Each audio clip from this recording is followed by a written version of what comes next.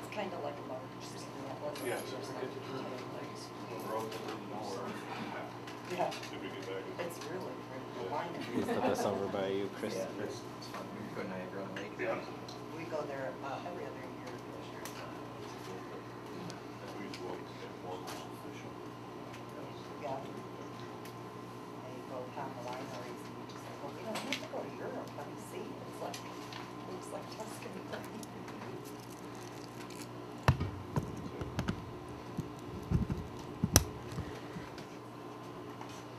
That's fine. There's another.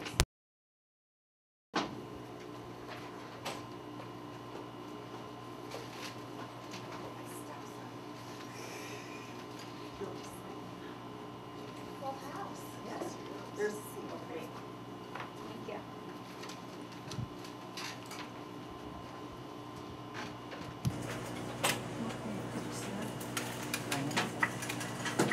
It's 7 o'clock, I'll call the meeting to order. We have a quorum, 4 members here.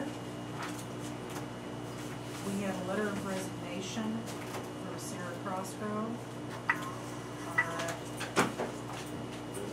I don't think we need a motion to accept that, it's just a matter of course. Okay, approval of the minutes for 5/7/18. Are there any problems? I did not see it. Did he have one of those chairs? Oh, yeah. One of those chairs? I think there was one that I saw, and it's just double that. I believe that building was, You want the chair that moved over there? building. This was on page 3. Thanks, Paul. Yeah.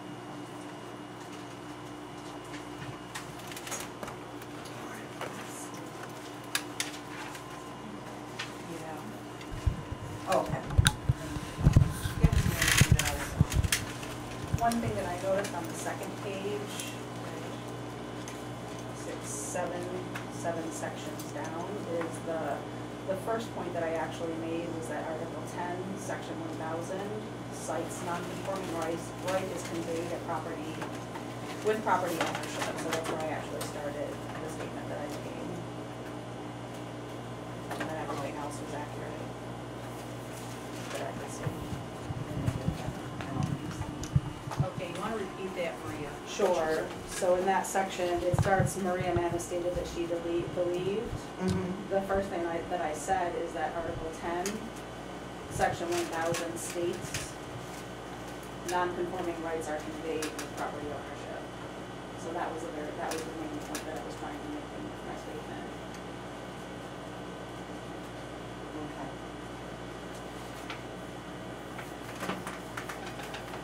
Is there anything else? Okay, I'd like a motion to accept the minutes as amended. Second? Second up. Okay, any discussion? All in favor, say aye. Aye. All right, motion is granted to accept those minutes. Okay, I would like a motion to reopen the public meeting from May. I make a motion to reopen the meeting. Second? I'll second it. Any discussion? All in favor of reopening the public meeting, say aye. Aye. Okay, before we have individuals speak, I'd like Ann to read the public notice.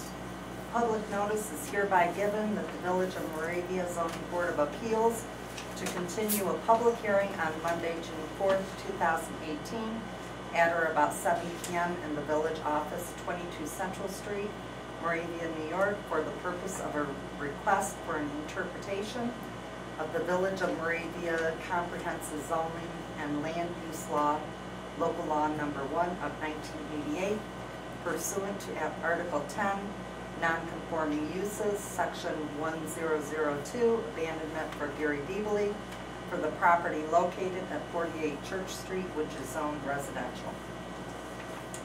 Okay, I'd like to introduce to everyone here 2 individuals that, one was here at the last meeting, and our attorney, Mr. Marigola, will be with us also tonight.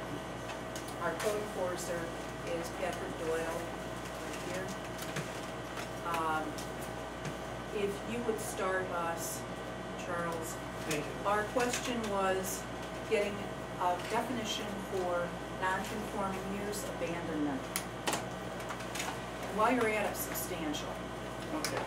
What I'd like to do is, if I can start from the beginning, so I can talk to you. So there's no misunderstanding. Everybody in this village, I think, wants something done with that piece of property. I don't think anybody wants to keep it vacant. I don't think anybody wants to keep it in rough condition. I think, and I don't think that's really the issue here. I understand the internet's been going crazy. I think I've been called Goliath tonight on the internet. My secretary Sheila just emailed me and said, "Are you Goliath?" And I said, "I hope so." But you know, the issue is not going to be whether or not it's a good thing to have or a bad thing to have tonight. The issue is this a non-conforming use? It's a strictly legal question. In 1986, and we're going to go to a timeline. You've got to follow me from 1986 all the way up to today. In 1986, the property was purchased by the Chows. Obviously, they're no longer here. And they used the property. They bought it from the Manzeri family. The Manzeri family had the property. It was a schoolhouse. They purchased the schoolhouse. It was the old schoolhouse. That was the original use. And if you go into that property after they purchased it, you'd see desks and you'd see, you know, what a schoolhouse looks like. Nothing was ever done to it to change all of that. Major structural changes I'm talking about. There were some structural changes with residences that we'll discuss in a minute. So, ladies and gentlemen, in 1986, the Chows purchased the property from the Manzeri family. The Manzeri family takes back a mortgage. June 20th, 1988, remember the date, June 20th, 1988. This village passed a zoning law. And we went through over a year. Tim Williams working at the office at the time, some of you may remember Tim, he was a retired lawyer. And we went through over a year going through this thing. We came up with the zones, and the law was passed in '88. It was enacted, and then it was filed with the Department of State. A local law does not become effective until it's filed. It was filed on June 20th, 1988. Non-conforming uses, substantial uses of properties on the date a zoning law is changed can be considered non-conforming uses if they're substantial uses. The state of New York is not in favor of non-conforming uses. And I've cited, I think, in my little brief that I sent to you, the Court of Appeals case, which was, and I'd like to read a little bit of it so we all understand. Got to realize a non-conforming use is important because the state does not want a piece of property to lose its immediate economic value because of zoning change. If there was a business there and you become residential, you can't kick the business out automatically. Economically, it's not the right thing to do. So they have a non-conforming use. But non-conforming uses are there only for a period of time. In this Court of Appeals case, which is in 1996, it's Toys R Us, because Toys R Us, which was trying to buy an old building to put a Toys R Us store in. A use of property that is no longer authorized due to rezoning but lawfully existed prior to the enactment of the zoning ordinance is a non-conforming use. The non-conforming uses are necessarily inconsistent with the land use pattern established in an existing zoning scheme.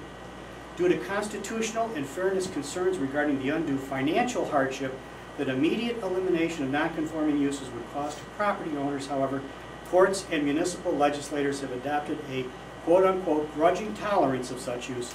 And this is important. The law nevertheless generally views non-conforming uses as detrimental to a zoning scheme and the overriding public policy of zoning in New York State, and elsewhere is aimed at their reasonable restriction and eventual elimination. So that's how the state of New York views non-conforming uses. So the question is now, as of June 20th, 1988, what was the non-conforming use of this property? What was this property used for? And we're going to go to the timeline, back to our timeline. June 20th, 1988. The property goes into foreclosure. property is foreclosed on, there's a judgment of foreclosure, and in 1990, the Childs bought it in 86. In 1990, the property is foreclosed, and the Manzeri family, Bud Manzeri was the executor of his mother's estate, gets a referee's deed. They buy it at the auction. They get the property back. That's 1990. We have an affidavit of Bud Manzeri in our file, which I've submitted. And we'll go through the affidavits in a minute. 1990 to 1995, the only use of the property was residential. Mr. and Mrs. Nares were living in the house in the back. I think her name is Audrey Crowell. I think Mr. Deebly has an affidavit from Miss Crowell. We'll go over that in a minute. And Mr. Gressler then in 1995 buys the property. Before he purchased the property in 1995, he's negotiating with the Manzeri family. He files an application with the village zoning board for a use variance. He has to file it with the estate because the estate actually owns the property. They file it. It's rejected. Well, the use variance was rejected by the code enforcement officer. They go to have a commercial use variance, and it's before a final decision is made, they withdraw that, knowing full well they're not going to get the use variance. They never argued that it was a non-conforming use. That's 1994. After that, life goes on. We're now at 2013. In 2013, Mr. Gressler, who I believe submitted an affidavit from Mr. Deere, files another use variance. He asked for a use variance from the code enforcement officer. It's rejected. That application, all that's in your file. It's rejected. They go to the board. Linda, you're the chairperson of the board at the time. And they have a hearing. And before the hearing is finished, there's a question and answer. Minutes of the meeting, November 4th, 2013. There's a discussion. Mr. Gressler explained that storage would be more for seasonal and larger items to be stored, boats, cars, snowmobiles, motorcycles, and furniture. Now he's looking for a use variance. He's not arguing that it's a non-conforming use. Why? Because there is no non-conforming use. He stated that he was not interested in storing smaller household items. He stated that the customers would not have keys, so it would be by appointment only. He expressed that he did not think he wanted a business sign. Chairperson Linda D'Arcangeli asked Mr. Gressler if he knew that the property was already zoned residential when he purchased it, and Mr. Gressler stated yes. He acknowledged that fact in 2013. So ladies and gentlemen, and so what happened is Mr. Gressler withdrew his application. Okay.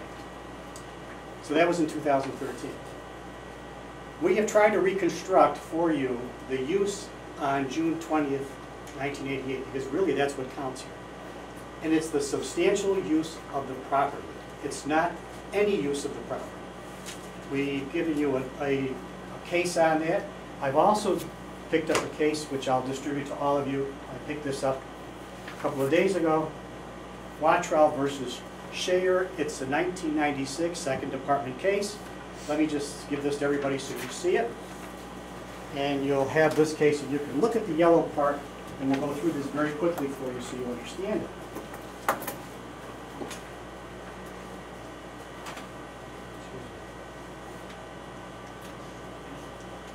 Actually, That's right. maybe you could share. Okay, that's all right. Okay, thanks. This was a proceeding brought in on Article 78 denying the petitioner's application to establish a legal non-conforming use for an outdoor storage facility for certain raw materials, equipment, and vehicles related to their construction business. This is the decision. It's a very small one. In this case, the petitioners failed to establish that their present use of the property to store raw materials, equipment, and vehicles related to their construction business was a substantial use of the property prior to the enactment of the 1937 ordinance, as opposed to a mere incidental use associated with the property's prior use as a dairy farm.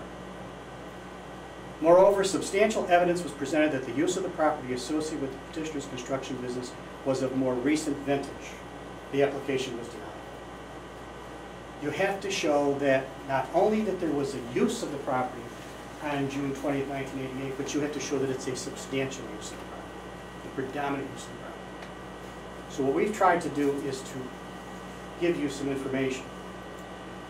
We gave you an affidavit for Mr. Manzeri, and I want to just go through that with you because they own the property. It's a very small affidavit. And he says that, I can get this over here, for the dates and the whole thing.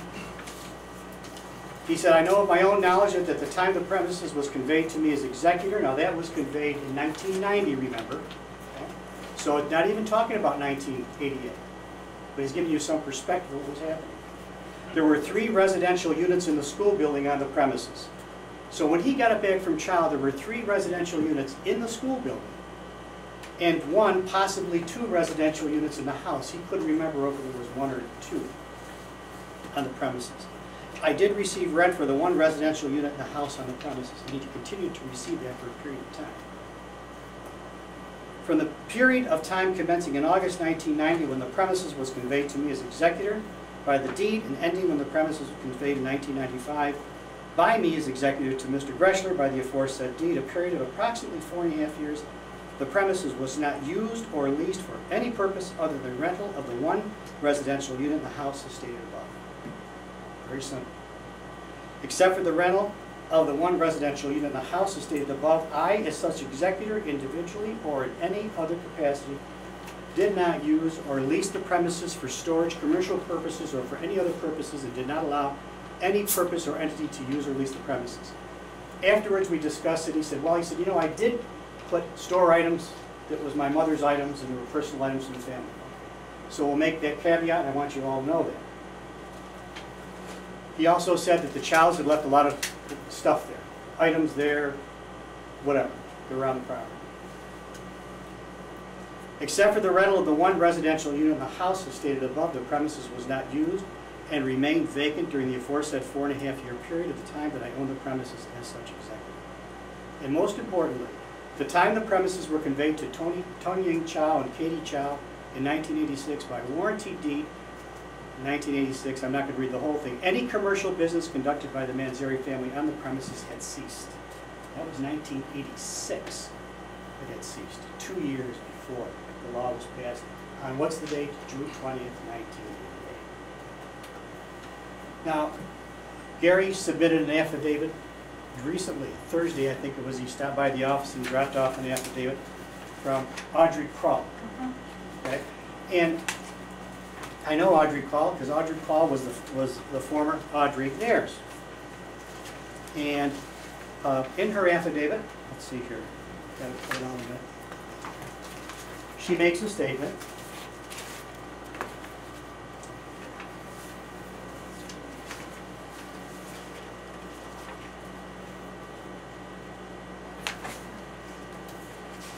Here it is.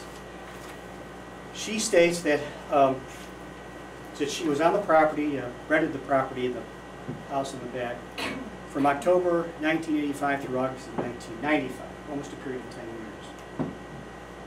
She says, during my time of residing on the property, I witnessed the school building used directly by Mr. Ralph Manzeri, Mr. Tony Chow, and Mr. Michael Greshler, among others, for retail inventory storage, personal storage, offices, workshop space, repair service, and other uses.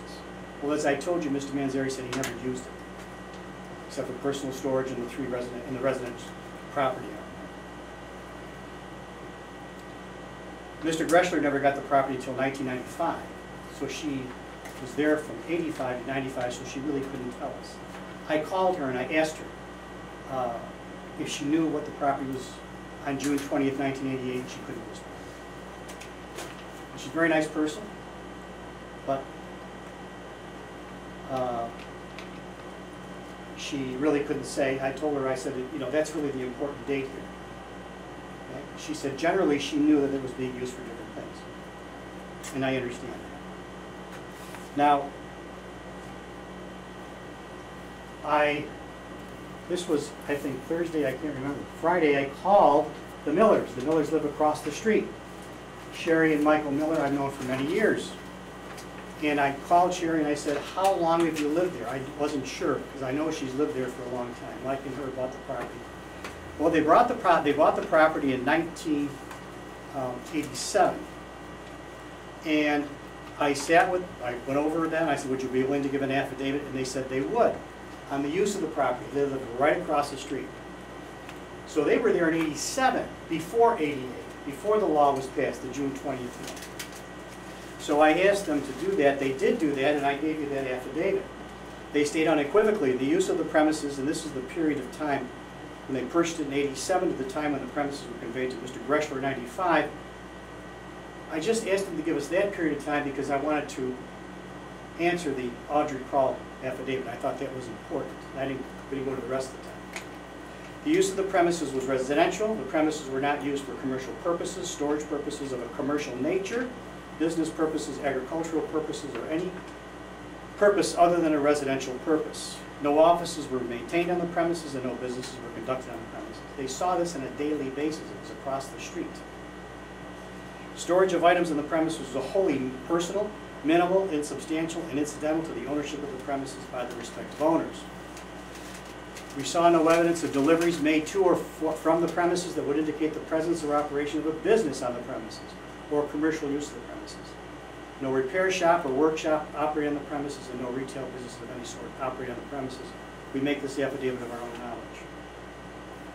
So, without having the Chows here actually to tell us what they did, and I have no idea where they are. I think they were from downstate, I don't know.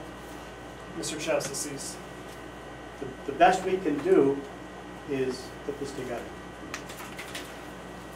So, with all of that said, we have a situation here where, first of all, there has to be a substantial non-conforming use on the date in question, which was June 20th, 1988. We don't have that before you.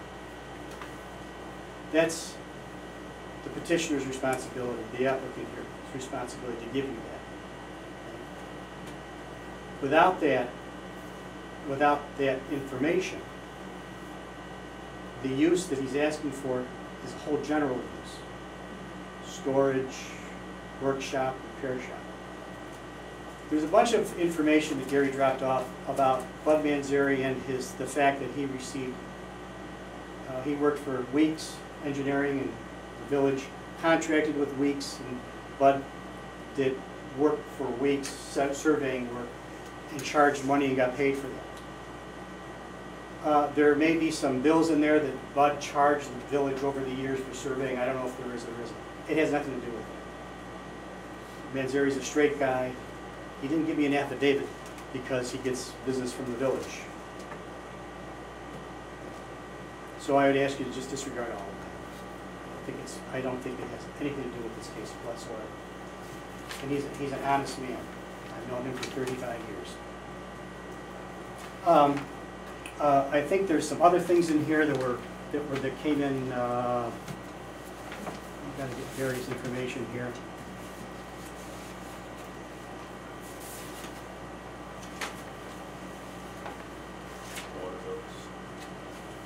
There were bills. Oh, there was a couple of things that were signed. I think one was signed by Audrey Nares and one was signed by Ralph Manzeri when the property was looked at for purposes of assessment. That's in your package, okay? If you look at that very closely, the writing above where he signed says signature below does not mean contents were verified, only that the data was collected in your presence. Okay? So he's not verifying that what they have here is correct. All he's saying is that I was there when you collected it, and the reason why is because they want somebody on the property. Audrey did the same thing. I believe she signed one of these as well. Why? Because she was in the place in the back. Now there's another question here about Jeannie. Jeannie's from the real property section, and the fact that this is real property people have it as commercial. And look at, ladies and gentlemen, I don't doubt that there's a very large room in there. I don't know how many square feet. I don't doubt that there are large rooms in this building. That's not the question. The question is, what was the substantial use of the building on June 20, 1988? There could have been 50 rooms and 3 residential places.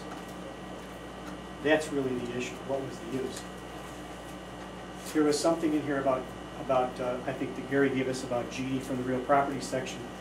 And I called her on that, and I said, Jeannie, I said, you realize that the fact that you may assess it or value it for one purpose has nothing to do with zoning. She said, Chuck, I'm with you 100%. And she said, I told Mr. Deebly, I've known Jeannie for many years. We worked together on real property many times. It's a small community, ladies and gentlemen. I've done real estate, as you know, for many years. So the fact that the assessor may have assessed it for what it's on the property doesn't mean that on June 20th, 1988, the substantial use of this property was commercial. It has to be a substantial use. Now, we have to do something, we all want to do something with this property. This is not the place to do it in this application. And the reason why Mr. Greshler understood that, twice he brought the applications, and they were withdrawn because he knew that it was residential. He never brought up non-conforming uses to us. It's 30 years, what, 30 years later, and that's where we're at. Very difficult case because you have to try to reconstruct that. Not only the use, but it has to be the substantial use of the property, and that's the key. When Manzeri got it, there were 3 residential units in the school, and at least 1 or possibly 2 in the house. So with that said, we'd ask you to deny this application. Well, there is no application. Well, This is for an the appeal, I'm sorry. Yeah. It's an interpretation of the law. Yeah, and he's asking, I believe, that you interpret it with multiple uses. Yes. And we're asking you to deny that. Thank you. Thank you. Thank you. This clarifies a great deal of what our questions were a month ago. Mr. Doyle, would you like to say anything in addition? Okay. Mr. Deebly, anything that you would like to review? Certainly, if I may approach the table here. Is that all right? Yeah. Okay, thank you. So I'll say, Chuck's definitely a tough act to follow, but I will do my best. So as Chuck pointed out, the narrative from the Kroll affidavit begins in 1986. And one thing I would like to start with here, and chairperson, if you would, I received 2 unusual phone calls this morning. From a gentleman who I wasn't expecting a phone call from. And he provided this to me, delivered this to me this afternoon. I can just Chuck to you. And chairperson, if you wouldn't mind reading it. No. Thank you. The Zoning Board of Appeals, Village of Moravia. Reference, my affidavit is sworn to May 21st, 2018, in the matter of an appeal by Gary Deebly. Please be advised that I wish to clarify several of my statements made in the above affidavit. In paragraph number 5, I state that, quote, premises was not used or leased for any purpose other than the one residential unit in the house, unquote. In paragraph number 6, I state that I, quote, did not use or lease the premises for storage, commercial purposes, or for any other purpose, and did not allow any person or entity to use or lease the premises, unquote. In paragraph number 7, I stated that, quote, the premises was not used and remained vacant during the 4.5-year period of time that I owned the premises as executor, unquote. To clarify the above 3 paragraphs, I wish to make it clear that the building was used in the operation of the estate of Marion P. Manzari, my mother. There were items stored in the building that may have belonged to her or other family members. There were items in the building that have been residual items left there for the purchasers in 1986 that could have been beneficial to them for future commercial purposes, such as display stands, racks, etc. There were items in the building that could have been placed by anyone that the owners allowed to place there between June 30th, 1986 and the time that I took possession as executor in 1990. In summary, the building was, quote, used, unquote, and was not, quote, vacant, unquote, during the time of my ownership as executor, although the uses were personal and not commercial. Signed, Ralph D. Manzari. So when I received this from Bud this afternoon, naturally I had a few questions. Why exactly was this amendment clarification made, and why it was originally said last on the 21st in his original statement that it was totally vacant for 4.5 years after, from 90 to 95. He actually stated that he did speak with Chuck last Thursday morning. Chuck was in his office in Locke, and he requested to amend it, and he was told he could not. And Chuck did relay his message that, paraphrase what his wishes were. Yes, I think, I told him, I said, instead of amending it, I said I could review that, and I thought I did that. That there were items that were left over there that he used it for his own purposes. Sure. That kind of, so I mean, I don't, it was vacant in the sense that there was nobody leasing it. I think that was the idea behind it, not vacant in the sense that, and I think you said that in the affidavit, it was residential. There were people, and I don't, it wasn't empty in the sense there were just major rooms. I thought I made that clear, and if I didn't, that's fine. Actually, last month, we went through various uses that the building went through. Residential, storage back when the furniture store was being used, using that as storage, skidoo repair. There were several, real estate, but once again, it was hit and miss time period wise, which I didn't see a consistent use. It's not a consistent non-conforming use. In which time frame? What time frame? Any time frame you want to look at. Or substantial use. Okay. Yeah. So that segues to my next case law, the Town of Islip versus PBS Marina Inc. This is a case from August 3rd, 1987. Unfortunately, I only have one copy. I think this was included early on though from our original packet. So it keeps being talked about substantial uses. That's not really the case at all. The zoning laws that's written here in Moravia does not mention substantial use at all. Maybe other cities, other areas have that verbiage. Every municipality is different, obviously. We're comparing Moravia's here. But this one was basically, to summarize here, it's pretty short. It was from a gentleman there was a question from a municipality whether or not a marina was being used for a 2-year period. It had been used consecutively up until 1983. And then there was a 2-year period which the property was leased to a different party, but it seemed like maybe it wasn't used. So the court found that because it was used just twice during each one of those seasons, that it had been used for a year, because it wasn't a complete and total abandonment. The abandonment has to be an act of intent. There has to be something behind it. It just doesn't happen. So a minimal use is still a use. It's still a use. I mean, it doesn't have to be substantial. The verbiage of the Village of Moravia zoning law doesn't say substantial, doesn't give criteria for that. But they reference 2 days of usage for that marina in a non-commercial capacity. And then after that 2-year period, he was allowed to open up a commercial marina because those 2 days a year were considered a use for the full year. But there was the same use. There has Sure. not been the same use with the property in question. Sure, but storage is storage. We've already, last meeting we already went over the fact that. And I'd like to answer that too. Yeah, Go absolutely. ahead. That has to do with abandonment. It does not have to do with substantial use on June 20, 1988. That's an abandonment case. If there was an established use on June 20th, 1988, and the use, and the substantial use was a marina, that's what it was. And the question comes down to, well, they had 1,500 slips in the marina, I believe that's what it was. They had like 1,500 slips in the marina, but then for the past 2 years, they only used 2 slips. So was that an abandonment of that use? And the answer was no. Okay. That's an abandonment case. We're not even at abandonment, ladies and gentlemen, because we don't have a substantial use established in 1988. So you can't abandon what you don't have to begin with. That's the idea behind this. And that's the key date.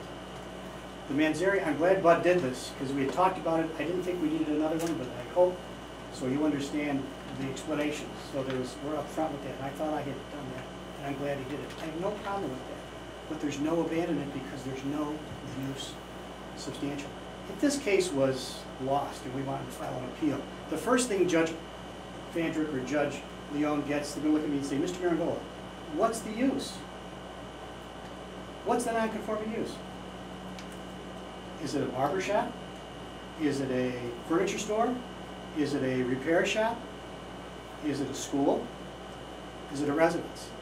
That's the key. What is the use? We don't have it. June 20th, 1988 is the key.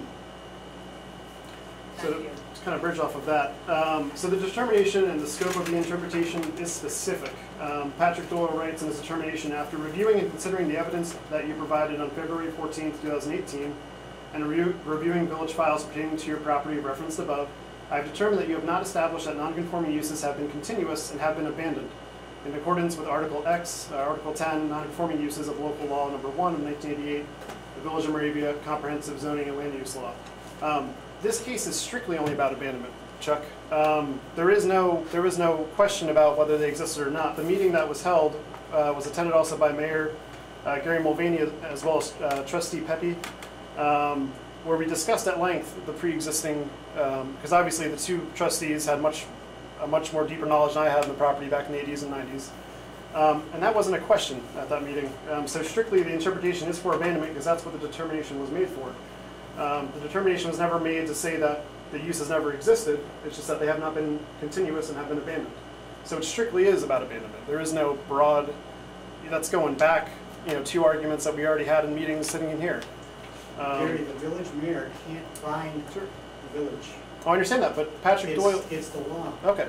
It is what it is. But the only thing we can interpret are Patrick Doyle's determination. We can't add on to that here at the hearing, is what I'm saying. But he said no. He said he rejected it.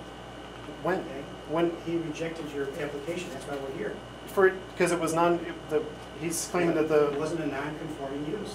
No, it was not established it that it was says- continuous. It says continuous, non-conforming use. Yes. It's not been continuous. And it hasn't been non-conforming. You haven't established the use. It's non-conforming. That's according to the statute. I don't see any issue about that. Sure. We've established the uses though, so the determination is for the actual, it's not for the origin of this. Listen. Let's see. The determination is not for the actual origin of it. That was already established, again, at meetings, which you attended as well. We went to executive session. You were there for one of them in February. I think, do you have any other substantive information to give us? Sure. Let me just see here. Can you wrap it up quickly? Give me a second. So at the last meeting too, obviously Sarah Crosgrove was not here. I was told she was recusing herself as of the last hearing because of her employment with Chuck. Instead she was here and mentioned stuff about a county employee mentioning about assessment and whatnot. That's why I have the Genie files. And then, Guy, you mentioned too, I don't know if you recall about, we had the discussion about a warehouse in the residential zone. I made the example, if I bought a property in the residential zone and put a steel shed on it and stored stuff in there, is that permitted or not? You stated that it was. Just to make this a little easier to read, I took the uses from the zoning law, and the use of a storage/warehouse is not permitted. It's an accessory use, obviously. If you have a single-family home, you could have a garage, store stuff in it. That's incidental, but it's not incidental when that's the main use of your property. And the non-conforming uses for this property have been continuous. To think that for 30 years it's somehow been operating illegally with 14 neighbors all around, it's just kind of laughable. I mean, it's silly that we're going back to 1990, or if there were non-conforming uses back in '88, if there weren't, then the past 30 years is a big question mark in my mind. Where there was no enforcement action, there was no, businesses. I live right across the road. The building has always been locked. Nobody goes in and out of there. It was never used. So for 30 years, no one's gone in and out of the building? Other than the person that actually owned that building might have went in there. It was never an open door.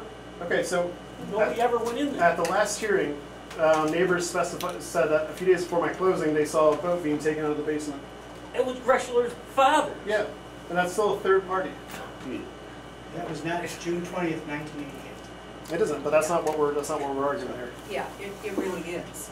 It's not, that's, Is what we're we're changing the whole, my whole application, we're changing the whole interpretation request, is what we're doing Well, here. what we're having to deal with is what you presented us with. Certainly. And I think that we've heard a lot of information, and does anyone at the table have any other comments to make?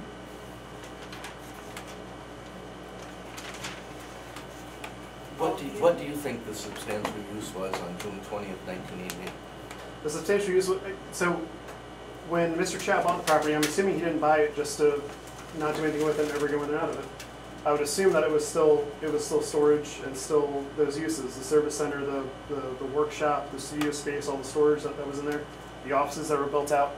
The property record card that I provided, as Mr. Marangola mentioned, it does say just, it's not verified, but his presence on the property is kind of telling in the fact that I don't think they updated one of the property classifications to a warehouse, the 449, the warehouse classification.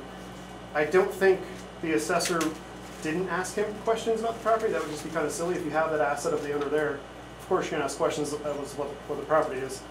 And the picture included from 91 as well, you can see open windows, you can see actually things in some of the windows, and that's exactly where they mentioned the offices to remodel in 94 were. So that's a great, kind of moment in time right there from 91 that, isn't a very common thing to actually have to actually see. But if you look closely, I'm sure you guys have copies of the picture. You can actually see in the window, several of them are open, and you can see what looks like furniture or some sort of paperwork filed up near the window there. And that's exactly where the remodel for the Greshel application in 94 for remodeling of the offices. So I don't think that for this document here where they reassessed or reclassified it as 19,000 square foot of storage space, F05, which is the storage classification which I provided with you here. And Jeannie did in fact refer me to the assessor's manual, the very first sentence for waterfront/property ownership codes. The property type classification codes were originally developed to describe the primary use of each parcel of real property on an assessment roll. And then Jeannie's actual email. Property class codes are assigned or changed based on the best judgment of the assessor. The assessor may view the property, speak to the owner, and use any other investigative avenues to determine the best property class to assign. So in 91, for them to upgrade or to change it from multi-use structure to a storage warehouse distribution center, I don't think that came out of a lack of knowledge. I mean, if you have the owner there, you're going to ask them. I don't think they're going to assume that it's changed to a storage facility without any sort of input from Bud there. They don't set the use. The county doesn't in their tax assessments. Oh, I know. So they set a basis. So the assessor, when they go out, as Jeannie states, they use their best judgment by looking at the property, seeing what the use is. They don't care about the zoning. They don't care about any of that stuff. Right. They look and see what it's actually being used for. So in this case, the update was the 449, which is warehouse/distribution. So let's talk about that. Yeah, please do. I forgot to read something up when I brought it. That's fine. Or I got the one forget. In your package, in the letter dated October 6, 1994, from the County Planning Department, this was submitted by Gary. Yeah. I didn't submit this. So, in the 1994 application for use variance, under certain circumstances, you have to send the application up to the county, under the general municipal law, to have them review it, to see whether or not, and our laws, when we have our local laws, we have to send them up for them to review any kind of land use laws. And they have a period of time where they comment on it. And we can't pass it without their comment. By law, we can't do that. In this particular case, they sent it up to the county. This was the 1994 first use variance that Mr. Greshler and the Manzeri family filed. The board sent it up for a response from the county. The county said you didn't need to in this particular case, but they commented. Dave Miller was with the county for many, many years. As a October 6, 1994 letter I want to read to you, and I put that out in my package. The residential unit is in fact permitted. This is what he's talking about, the property. He reviewed the whole property. Now, this is from the county planning board. That's their job to review our land use. At this point, it is the one and only residential unit on this parcel in a zone that permits 1 and 2 family dwellings. Zoning laws in general and Moravia's do not distinguish between rental units and owner-occupied units. Zoning is intended to address the use of land not the business relationships regarding a given use. The variance is only needed for the office element of the project. So what he's saying to you is, I reviewed it, we don't have to give our okay on it, but you have to get a use variance for an office because it's residential. That's why Mr. Gresham, I'm sure, took back his application. That's from Dave Miller from the County Planning Board. That's 1994. So with all the stuff that's in the building, the spaces and all the junk that Mr. Chow left there, that the man in the moon may have left there, that it was a school beforehand, you may have blackboards in there, I really don't know. They are. That's what we have. And that's Dave Miller from the County Planning Board. And that's the person who looks at our zoning laws, not the county real property. County real property only assesses. That's all they do. Gary, you submitted this. I did, yeah, I and did. I'm actually going to refer to it again. So it was actually Bud Manzari that withdrew the application. We actually went over this last meeting, I guess maybe you didn't have a copy of the minutes. But the nature of the work, if you actually look at it, was to remodel, renovate old administrative offices for use as a real estate and appraisal office, remodel one classroom as an owner-occupied apartment, renovate one bathroom for public use, repair driveway, front sidewalks, repair entryways and stairs. Materials used, typical of minor renovation, including paint, joint compound, drywall, assorted fasteners, plumbing fixtures, wood, etc. In addition, materials for the driveway and sidewalk repair. So this application was withdrawn because it's the majority of the work. When you talked about the majority of the work, they realized wasn't even permittable. You don't need the office is already there, the bathroom's already there, the fixture's already there. Replacing that sort of stuff is just general repairs. It's not an actual. You don't need a permit for that. And Dave Miller's letter, I know in your facts you mentioned that he says it was residential use, but in fact, if you actually read it, he doesn't. He's saying that what is permitted there is up to a 2-family dwelling. He never says it's actively being used as such, which you said in your facts on that you gave to the board here. So it's a very, very clear distinction there between him saying, yes, I personally know it's being used as residential, because he doesn't. He doesn't say that. He just said you have to have a variance for an office. Yeah, but that's, he misunderstands because He doesn't misunderstand. I'm just giving you the letter Sure. that you said. Yeah. It says what it said, it is what it is. Yeah, and if you look at the beginning letter, though, he didn't actually review the whole project. He said he was only giving his advice on a staff level because they didn't actually have to review the project. That's right. That's correct. Yeah. I agree with you. He didn't review the whole thing. Yeah. He didn't need to, but he wanted to give his advice on the zoning issue, and he did. He says you But gotta do that. There's already an office in there to remodel. You can't remodel an office that doesn't exist. If it was a I build out of an office. I think we've we've heard lots on both sides. Are we ready to vote here at the table? Does anyone have any reservations about passing a ruling on this? We're passing a ruling on interpretation of the law. Yes. What is the interpretation? That's what we're. That there is a non-conforming continuous use that Mr. Dealy believes exists. So there is or there is not. Is or is not. Am I substantially correct on Well, I that? guess the question is, what is it? I don't know. It was listed on the I've determination asked- from Patrick Goyle if you wanted to read that. That's fine. I've asked on several occasions and have not gotten an answer. I've answered you several So, times. I I can read it think again from going Patrick through- Goyle. I feel like I know that answer. Yes. I Inconsistent with statement. I think we need a motion either to accept Mr. Dealy's interpretation that there has been a continuous, non-conforming use, or we need to deny it. We need a motion along that line. We have the input from our attorney. He's gone through the calendar. And Linda, by the way, I'm the attorney for the village. Okay, just to let you know that. Yeah, You we're- have a right to get your own counsel, obviously. But I'm presenting the village, it's just so we know. Because you're a quasi-judicial body, you know all that anyway. So. And I appreciate that, but just so you know that, for the record. I wouldn't have changed my thinking anyway. So, do we have an issue about Gary's mention of abandonment versus whether or not? I don't think the question is one of abandonment. I think you've got to determine whether or not there is a non-conforming use It's been that's a been continuous continuous. operation. A substantial non-conforming use is June 20th, 1988. And there's nothing here, I believe, that represents that. The issue is strictly abandonment. That is the determination here. And also, he just mentioned he can't advise you guys in that. Yeah, he just said he can't advise you guys on that, and you're asking him for his input. You guys are He's independent asking me here. a question, and Yeah. I represent a party in this, and I can answer that. Yeah, Just like you can answer. certainly. So, If you may, can I just read Patrick Doyle's determination, because it does specify the uses. I'll just read the section of the uses, since Paul just mentioned he was curious. You indicated that the building was and continues to be used as a furniture store, woodworking shop, storage facility, and real estate / appraisal office.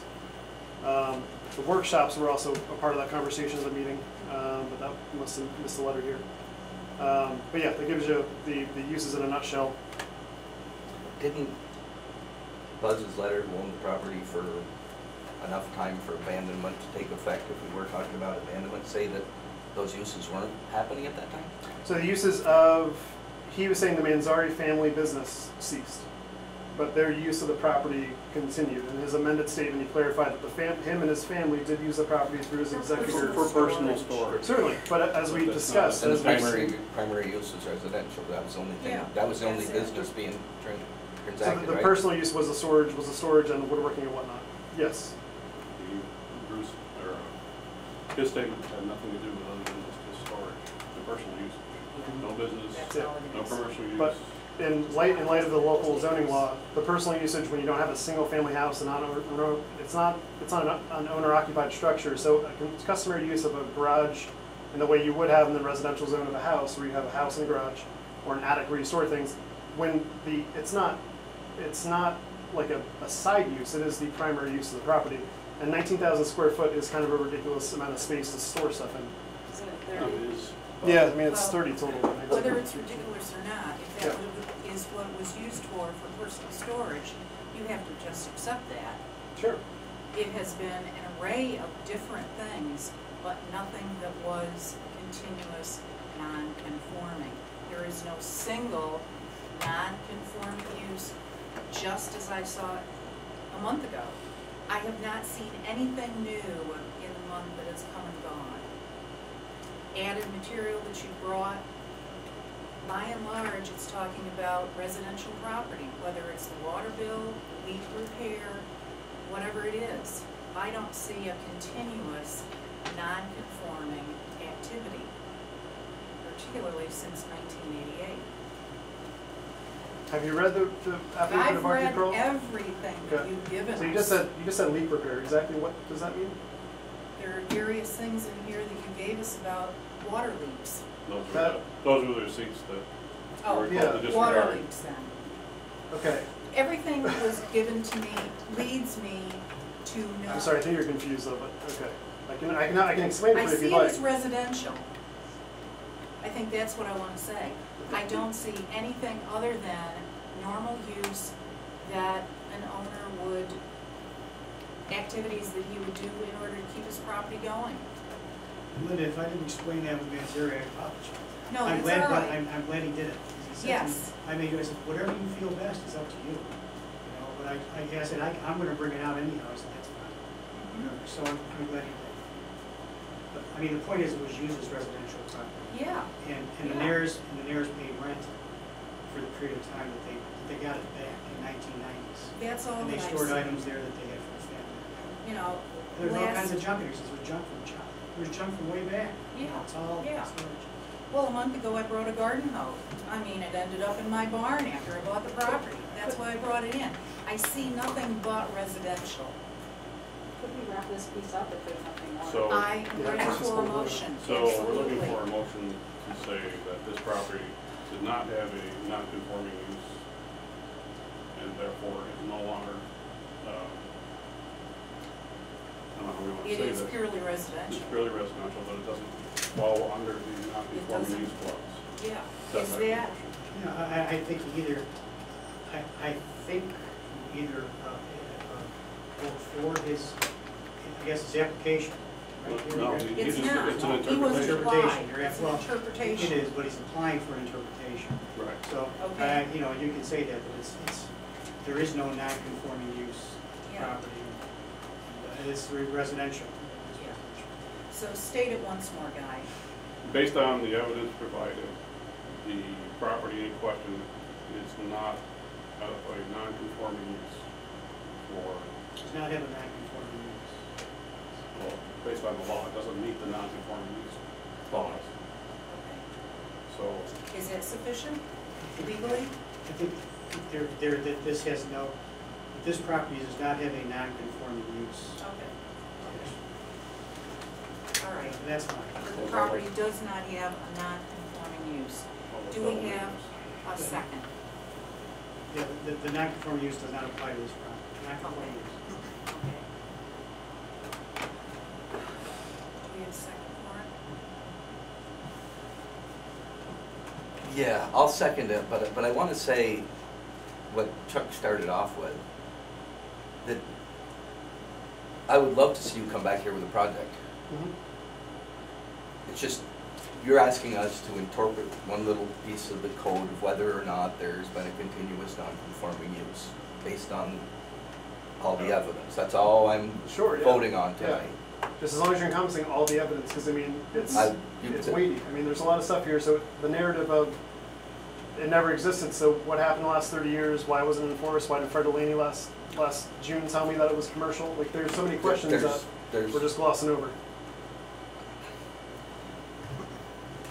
We're not here tonight to talk about whether or not the code was, you know, there was non-conforming uses that didn't get picked up by the code enforcement officer. 30 years though? I mean, Well, I'm not sure that there was, but that's not what's in front of us. I mean, you need to understand that we're just voting on one very small thing.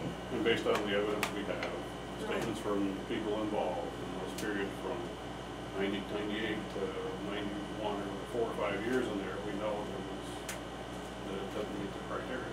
we have statements from 86 to 2017 is the full picture here that we're looking at. Yes, but it only has to be for X amount of years or X amount of time in that whole picture. It doesn't have to be, oh, it was non-conforming, continued and then stopped, and then picked back up. Well, it doesn't matter. It's, if at any time in that period, any time period in that length of time, it was no longer met the clause of the statement, then it falls, it's no longer eligible for the non-conforming clause. So the affidavit of Audrey Kroll, who lived in the property daily for almost 10 years, stating she directly had a key to the premises that was given to her by Ralph Manzari, that's irrelevant. Someone actually lived there daily and actually had access to the building, saying she saw tools and Harry, equipment. there's a motion on the floor. It's not a Yeah. business. And I mean, It's not a business. It's not, but it's still a not permitted. We're- It's still a non-permitted use. This is a discussion Yes. for the motion that is on the table. Okay, any other comments by parties that are on the board? I just want to voice a discomfort with how this process went. It's unsettling to me that we have an affidavit, we have a variety of affidavits that were put forth, and we were essentially sort of looking at Manzari, the attorney knows him, he's an honest man, but Kroll, this person, was essentially kind of called dishonest for what she was putting in her affidavit. That's a concern to me, that that's the process that was happening here. It's also concerning that so many people were allotted an awful lot of time, but Gary was encouraged to wrap it up. Yeah, that was. If I were in your shoes, I don't know that I would feel I think like this was a great I mean, we have an process. accurate That's record of what's just me. happening here, and I think that I'm just gonna let that ride, and we'll see And what happens in the I just future. want to voice that as a board member, that this was an unsettling process. I'm relatively new to this process, but we have community members that are all involved here that are taking the time to write affidavits and to have it responded to that way. I don't know any of these people, but I'm just voicing it's unsettling to me. I'd just like to say one thing if I can. Carol's a very nice person, and I don't think that she is giving in her mind, I think that affidavit was honest and truthful. But it was a very broad one. And when you get into the very particular points, and that's what this is about, a particular date, I understand. okay? She may have come up, maybe if she was here, she might say something different, I don't know. But when you have a broad thing that says over all these years, I've seen all these people do all of these things. Okay? That's what that affidavit says. That's problematic, because it has to do with one date. She's a very nice person, and she's a very honest person. She's not, I want that on the record. So all of these people are good people. They're doing what they think is right. And that's not a problem. So, one can say the light was green, the other can say, no, the light was red. But the truth still exists. Well, but you have to determine that in your mind after you weigh the evidence. That's why that's why they have juries. One will say one thing, and someone will contradict and say something different. Right, I guess the point that I'm making is that you, as the attorney for the village, I don't know that that's the approach that I feel is really transparent and honest in this process. I think it might have been better for you to just say, this is conflicting information. It feels like a lot of personal relationships. Yes, it does. Well, let me It say- does very much feel like a let me lot of personal relationships that are historic from the moment we walked in here. There from are. the last meeting, I'm talking, from the moment we walked into the first meeting, it was very obvious with the props, the dictionary, and the hoe that mines were already made up.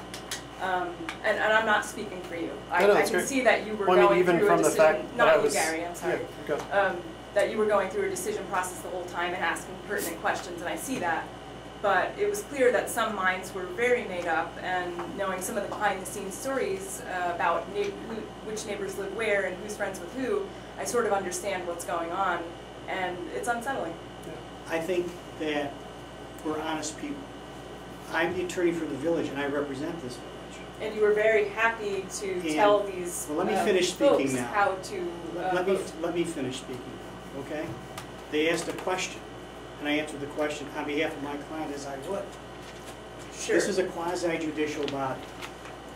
You have your independence. You can seek separate counsel if you want it. That's up to you. I don't think it's necessary. I think Gary comes in 2 days before a hearing and drops something on me. I spent the weekend trying to get something together. I said to him, please don't do that. We gave him, I think, 10 days with our package. Let me finish about being straightforward with people and doing things that are straightforward, okay?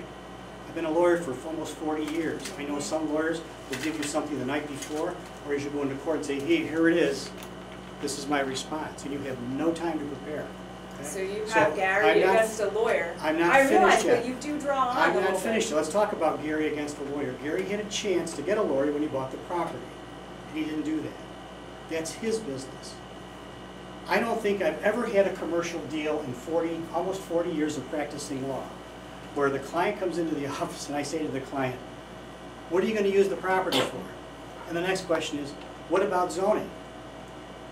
And we make any contract contingent upon a ruling from the village or from the code enforcement officer or from somebody that the property is zoned so you can use the property for what you intend to use it for. That's standard practice. You So continue to Gary, make your point that so- you've been making the entire time, but it's kind of falling on dead ears at this well, point. let me finish You're just speaking. reiterating. But you made some questions about integrity, and Yes, that's I did. important here. Well, I'm responding to that integrity question. It's falling on dead ears. Well, that's unfortunate because But you can say it to the but camera. we try to keep an open mind for everything. So he had an opportunity to do that. He didn't. That's his business. The law doesn't change because he doesn't want to seek counsel. That's his business, whatever he wants to do. But everybody in this process, Mr. Manzari felt uncomfortable with the affidavit. And he came back and gave something different because he wanted to make Maybe it it was clear. because he didn't write it. We sat down and we went through it together. But afterwards he thought about it and he said, yep, I said, do whatever you feel is comfortable. That's an honest man. Everybody here is an honest person. The Millers didn't come in here and make something up because they thought that they didn't want him to succeed in They his do not want application. activity near their home, that's quite But clear. people don't make an affidavit to swear under penalty of perjury, Mhm, okay? They don't do that. sure. Did the Millers write their affidavit? In any event, I have nothing further. I just want to say we're all honest people here, and I don't want that to go away. Let's just get a vote so we I can don't move think I on. And heard I that appreciate that question. very So- much. You just mentioned about, so I received a call from your office at 2 p.m. this afternoon saying you had more documents for me that you That was just the stated. affidavit. Yes, and you stated that was done on Friday with the It Millers. was done for Saturday morning. with the notice. Okay. If that makes any difference. Well, you just You stated were that, just stating that you last just Friday, told I had to me, work on it, and I had to talk Okay. to people, we had to get it done. but you just kind of demonized me for dropping off documents at like Thursday or Friday last week, and I got 2 o'clock today, I got a document. Gary, I think we need to Uh, vote. please do. Okay. Please. Okay, Can you would do you the- repeat the motion for us?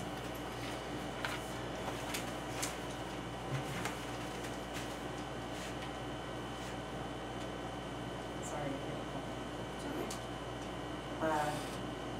Guy made a motion by the evidence that was produced that the property owned by Gary Deebly does not have a non-conforming use. Okay, I'll call a vote. Everyone in favor of the motion? Aye. Raise your hand. All against? One. Okay, it's 3-1. The majority rules, so we didn't find in your favor. Thank you. Thank you. May I request the basis in writing whenever you have a chance to write that? Call that.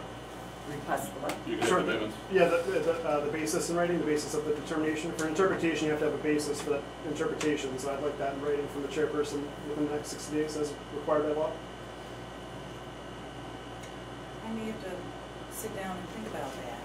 Okay. I've never had to do something like that. All the evidence will be listed in the minutes. And again, I've reiterated stuff like that. It's not about not developing that property. I would love to have you guys come in with a proposal to develop that Sure. property. I'm surprised that I still don't understand, and it's not relevant, why we went this This way way first. instead of you coming up with a project and. Well, we went this way because it was the obvious use when we saw the property, from talking to everyone on the property, talking to Fred Delaney, it was the obvious use that existed. So using those uses to kind of get the wheels turning, the cogs in motion for a project like this, without taking, grant money from the county for low-income housing, to do that, you have to have space for, you run out storage space, you run out the studio space. The gentleman that's using the workshop continues to use the workshop. You get those kind of historic uses from like a rough commercial residential structure, and then I come back and say, okay, the top, we want to renovate it into 8 apartments, and that's when I would come back and do that, because obviously I would need a use variance for that. It's not a thing that is currently on the property. So this was about retaining my rights as a property owner, the rights that have existed since '88 and on. So yeah, that's kind of where we're at. But yeah, the determination or your basis in writing would be fantastic whenever you have a moment to actually do that. Good. Thank you.